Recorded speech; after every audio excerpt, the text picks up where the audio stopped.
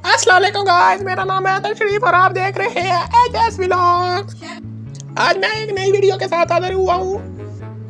आज मेरे साथ मौजूद है चाचा चिट्टा साहब। चाचा चिट्टा साहब, क्या हाल है आपका? जी जी मैं ठीक ठाक, आप सुनाएं।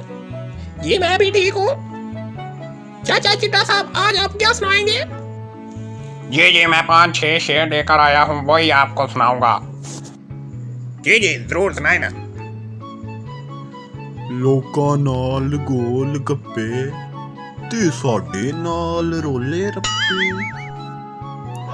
एक और नज़म है कि पिंड के बोर्ड थले हम इश्क लड़ाया करते थे, वो पांडे तो नहीं आती थी हम मज नवाया करते थे, वो हर काम में आगे थी हम हर काम में पाड़ी थे, वो सबक मुका के बह जाती हम पेंसिल कड़िया करते थे। ठीक हो गया चाचा जी, बस इतना ही काफी है और हम आपको बर्दाश्त नहीं कर सकते।